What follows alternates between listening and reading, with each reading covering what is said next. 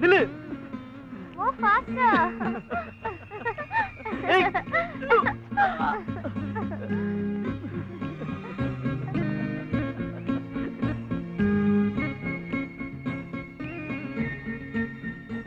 நீ என்ன பண்ற?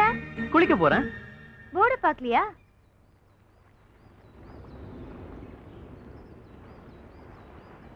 இங்க குளிக்க கூடாதுன்னு போர்டு போட்டிருக்கல, பின்னையே ரிஸ்க் எடுக்கிற? எனக்கு எப்பவும் ரிஸ்க் எடுக்கிறது தான் பிடிக்கும். உன்னை லவ் பண்ண கூடாதுன்னு எங்க அப்பா சொல்றாரு. நான் ரிஸ்க் எடுத்து தானே உன்னை லவ் பண்றேன். ஏய் சுரேஷ், நீ எங்க வர? நீ எங்க போனாலும் நான் பின்னாடியே வருவேன், சரியா? அங்க யாரும் போகாதீங்க, அங்க யாரும் போகாதீங்க, அங்க யாரும் போகாதீங்க. என் மகன் குளிச்சிட்டு இருக்கிறான். அங்க யாரும் போகாதீங்க. நீ வா குளிக்கலாம். அவன் கிடக்குறான் பைத்தியம்.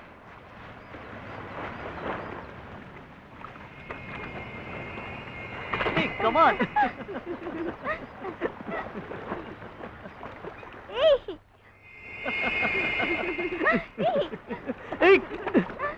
பாத்து ஜாலியா இருக்குல்ல? ஆமா.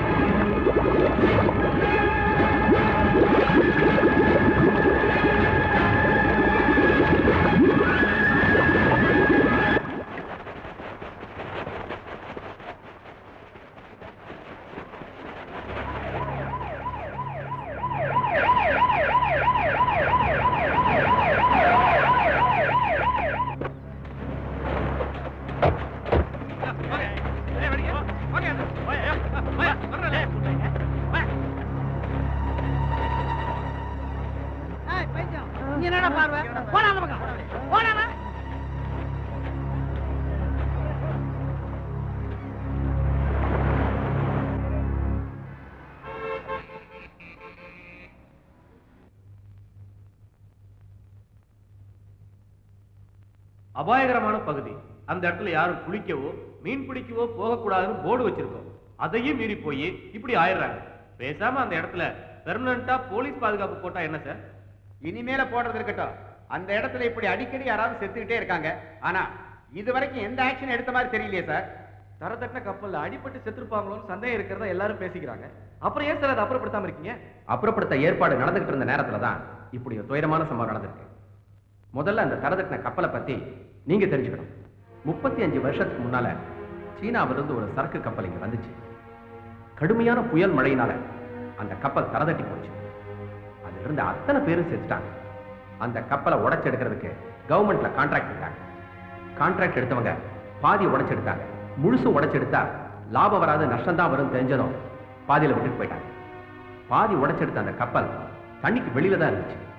அப்புறம் நாளாக நாளாக வெயிட் தாங்காம கீழே போயிடுச்சு. உலகத்திலே 2வது பெரிய பீச் நம்ம மெரினா பீச் தான். நான் மேயரான உடனே அதை அழகுபடுத்தணும்னு முடிவு பண்ணப்ப அந்த தரதட்டின கப்பலை அப்புறப்படுத்த ஏற்பாடு பண்ண சொன்னேன். அந்த கப்பலை வெட்டி எடுக்கிறதா இல்ல பாம்பு வச்சு பிளாஸ்ட் பண்றதான்னு அதிகாரிகள் கூட ஆலோசனை பண்ணப்ப இப்ப அந்த கப்பலோட பொசிஷன் எப்படி இருக்குன்னு கடலுக்குள்ள இறங்கி பார்த்துட்டு தான் முடிவு பண்ணணும்னு சொன்னாங்க. யார் இறங்க போறாங்க, எப்ப இறங்க போறாங்க சார்? அந்த பகுதியில் இருக்கிற மீனவர்கள் சில பேரை இதுக்காக ஏற்பாடு பண்ணியிருக்கோம். அவங்க நாளைக்கே இறங்குறாங்க.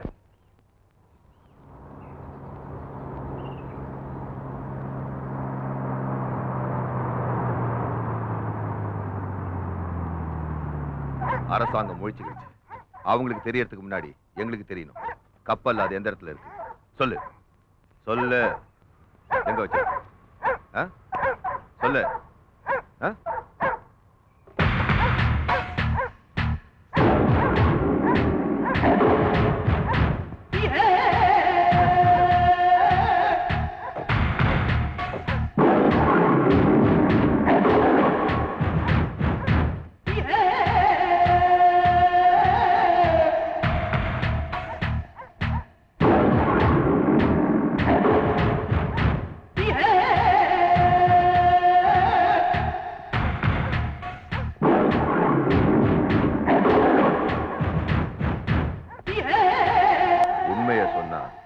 உன்னை உயிரோட அனுப்பி வைப்போம். இல்ல Did he say something? எதுவும் சொன்னானா? சொல்லல. What are you going to tell him, man? Tell him, man. Kill him.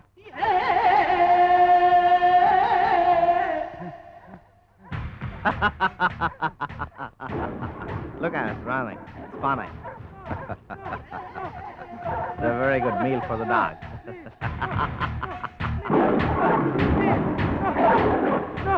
Let's go.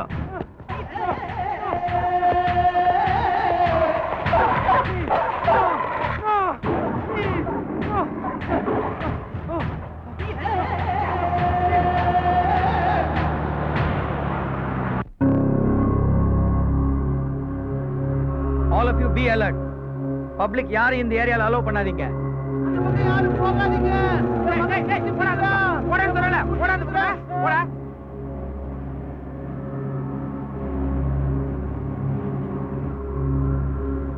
Sir எல்லாம் ரெடியா இருக்கு சார். இன்னும் கொஞ்ச நேரத்துல கடல்ல இறங்கிடுவாங்க.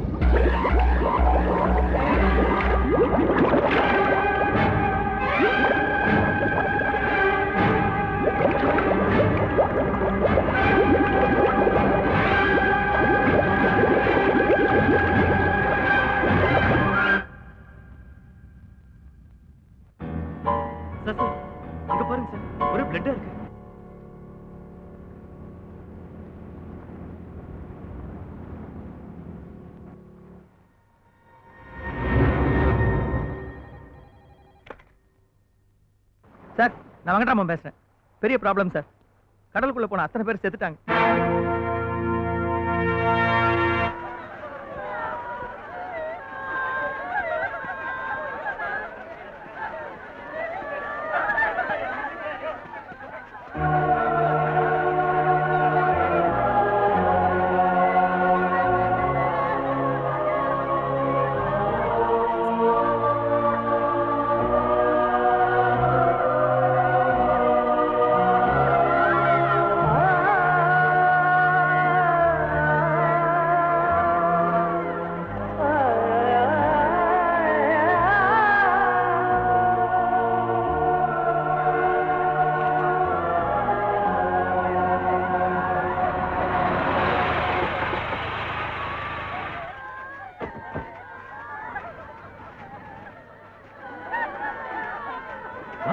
என்னாச்சு ஒண்ணுமே புரியல sir. I don't know what happen. கடலுக்குள்ள இறங்கி கொஞ்ச நேரத்திலேயே இவங்க இப்படி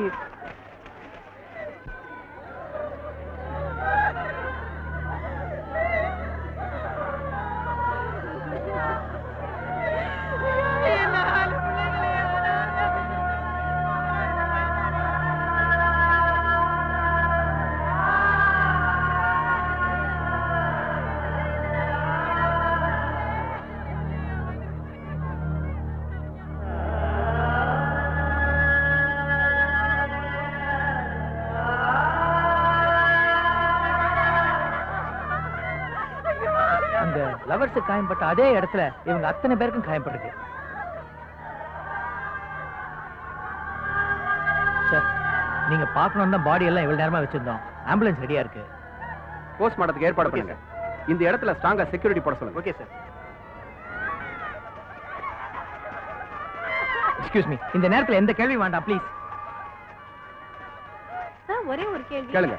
கடலுக்குள்ள இறங்கின அத்தனை பேர் செத்து போயிட்டாங்களே சார், அத பத்தி நீங்க நினைக்கவே ரொம்ப வேதனையா இருக்கு. இந்த இடத்துல அடிக்கடி சாவு நடக்குது. அதுக்கு என்ன காரணம் நீங்க நினைக்கிறீங்க? அது என்னன்னு தெரிஞ்சுக்கதான் மீனவர்களை இறங்கி பார்க்க சொன்னோம். அது இந்த மாதிரி ஆயிடுச்சு. தரதட்டின கப்பலால தான் இந்த விபத்து நடந்திருக்குன்னு எல்லாரும் பேசிக்கிறாங்க. அது உண்மையா இருந்தா கூட கப்பலுக்குள்ள இறங்கின அத்தனை பேரும் ஒட்டுமொத்தமா சாக வேண்டிய அவசியம் இல்லையே சார். அதுவும் ஒரே இடத்துல காயம் பட்டிருக்கே, அது எப்படி சார்? யோசிக்க வேண்டிய கேள்விதான். அடுத்து என்ன பண்ண போறீங்க சார்? சொல்லுங்க, என்ன பண்ண போறீங்க சார்? சொல்லுங்க please.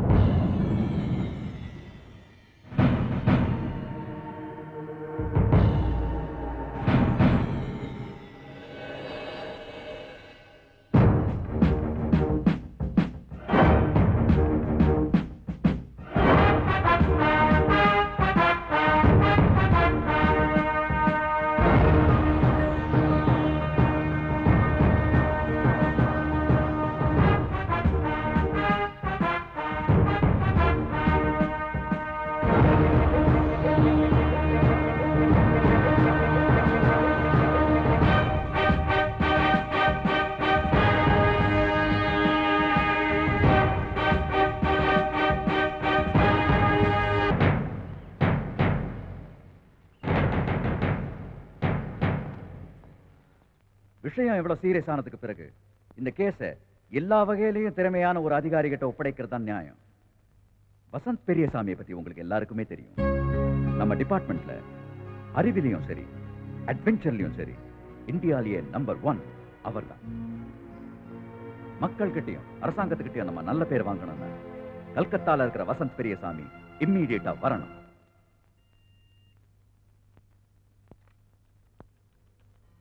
ஹலோ, வசந்த் பெரியசாமி 18 மாசமா டியூட்டிக்கு வரலன்னு ரிப்போர்ட் வந்திருக்கு சார். அவர் கல்கத்தாவிலேயே இல்லையா? வசந்த் பெரியசாமி கல்கத்தால இல்லையா? 18 மாசமா காணோம், தேடிக்கிட்டு இருக்கோம்னு தகவல் கொடுக்குறாங்க. 18 மாசமா காணுமா? என்ன சார் இது? ஒரு பெரிய அதிகாரி 18 மாசமா காணோம், தேடிட்டு இருக்கோன்னு பொறுப்பு இல்லாம பதில் சொல்றாங்க. சார், கல்கத்தாக்கு உடனே போன் போடலாமா? போன் போட்டு என்ன பிரயோஜனம்? அவங்களுக்கு தேவையா இருந்திருந்தா அவங்களே கண்டுபிடிச்சிருப்பாங்களே. வசந்த் பெரியசாமி அவங்களுக்கு தேவை இல்லாம இருக்கலாம், ஆனா நமக்கு தேவை.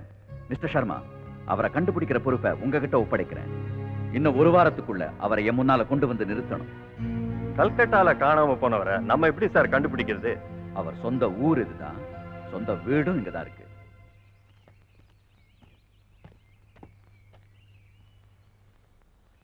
சார், வீடு பூட்டி இருக்கு, என்ன செய்யலாம்? சோ அவர் இங்கே இல்ல. நாராயணா, சார கவனி. யோ வாயா, இங்க பாருங்க முதலாளி, மூச்சு முட்டை இஷ்டத்துக்கு வயிறு நிறைய சாப்பிட்டுட்டு பில்லுக்கு பணம் கேட்டா இல்லங்கிறான். நீ போ. இன்னாமா சாப்பிடறதுக்கு என்ன சத்திரமாயா? யோ, சாப்பிட்டு காசு கொடுக்காம வேற நழுவ பாக்குறியா? பாக்கிட்டு இருந்த பணத்தை யாரோ அடிச்சுட்டு போயிட்டானுங்க. சாப்பிடுறதுக்கு முன்னால பாக்கெட்ல பர்ஸ் இருக்கான்னு பார்த்துட்டு சாப்பிடணும். உனக்கு அறிவு இருக்கா? மூளை இருக்கா? சார் மூளை இருக்கான்னு கேட்டு ரொம்ப நேரம் ஆச்சு. இவ்வளவு நேரமா வந்தவங்களுக்கு எல்லாம் மூளை இருந்ததுன்னா உங்களுக்கு தான் இல்ல. பாத்தீங்களா சார், பழைய ஜோக்கு சொல்லி வர்ற கஸ்டமர்ஸ் எல்லாம் கடிச்சுக்கிட்டு இருக்காரு அந்த ஆளு. சுப்பிரமணி, என்ன முதலாளி? அண்ணா வாங்க அண்ணா வாங்க. ஏன்னா அதான் என்னவோ உங்களுக்கு சம்பளம் கொடுக்காத மாதிரியும், நீங்க என்னவோ இந்த ஹோட்டல் ஓனர் மாதிரி அந்த டேபிள்ல உட்கார்ந்துட்டு உங்களை பேசிட்டு இருந்தீங்களா? என்னது அது? நான் ஒண்ணும் சொல்லலீங்க, உங்க ஜோக்கு பிரமாதம்னு சொன்னாரு. நீங்க எப்பவுமே அப்படித்தானு சொன்னேன். முதலாளி ஏண்டா என்ன காது கேட்காத செவிட்டு முண்டன் நான் நினைச்சேன். பாம்பு காதுடா, பக்கத்து ஊர்ல இருந்து பேசினாலும் கேட்கும். போய் ஒழுங்கா வேலையை பாரு. ஆமா, வேற வேலையை தான் பாத்துக்கணும்.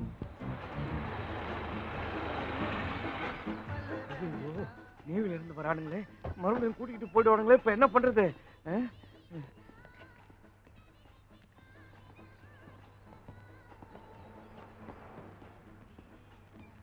நாங்க நேவில இருந்து வந்திருக்கோம். மிஸ்டர் துர்சாமி. என்ன சார் கேட்டீங்க? இந்த ஹோட்டல் ஓனர் துரைசாமியை பார்க்கணும். சார் நான் தான் சார் துரைசாமி.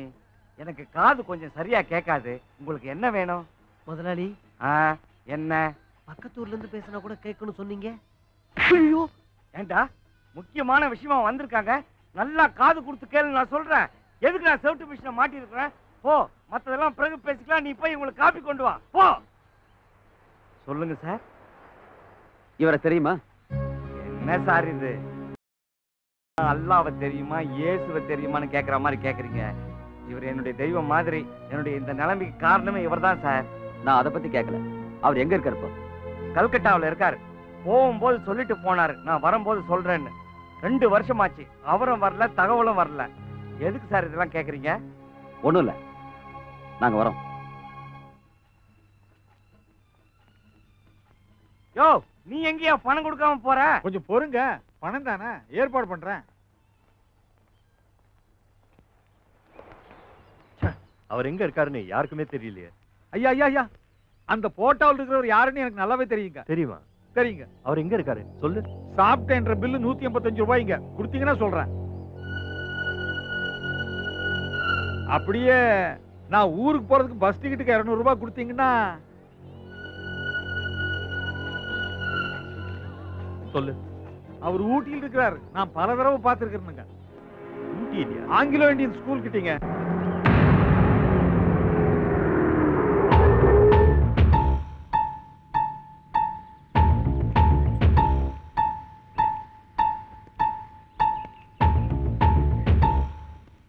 என்ன சார்?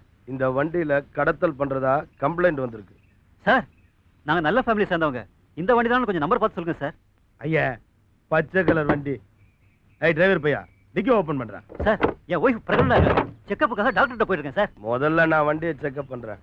அப்புறம் நீ போய் உன் பொண்டாட்டியை செக்அப் பண்ணு.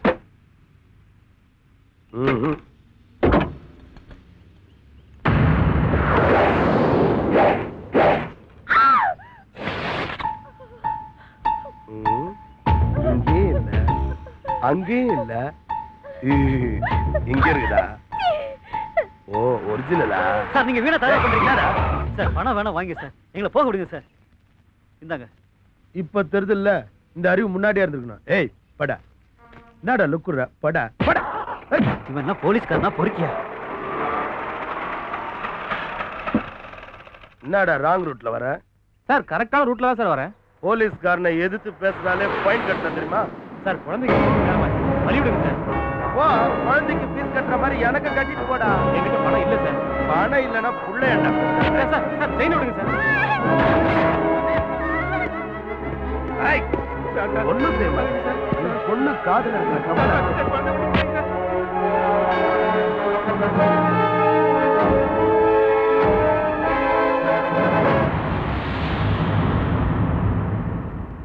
ஏய், யாரா நீ?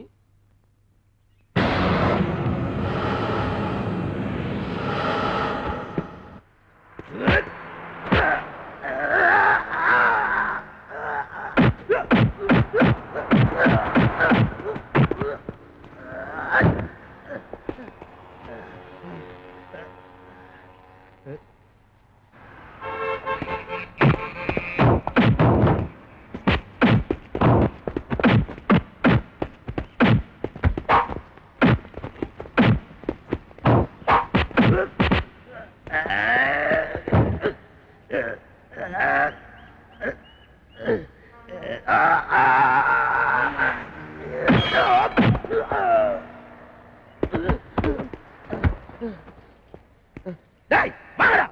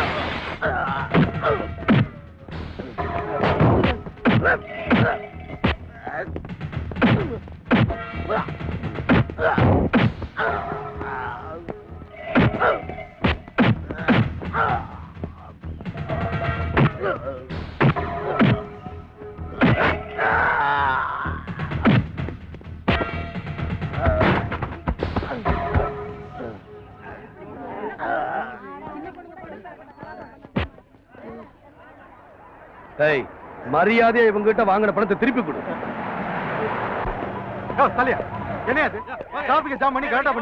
சார் இவன் போலீஸ்காரன் பொய் சொல்லி பொதுமக்களை மிரட்டி பணம் வாங்கிட்டு இருக்கான். அது லாண்ட் ஆர்டர் பிரச்சனை, நாங்க கவனிச்சுக்குவோம். நீங்க கவனிக்கிற வரைக்கும் நாங்க கைய கட்டி வேடிக்கை பார்த்துக்கிட்டு இருக்கணுமா? ஒரு போன் பண்ணியிருந்தா நாங்க வந்திருப்போம்ல. எதுக்கு? இவ வாங்கின பணத்துல பாதி பங்கு வாங்குறதுக்கா?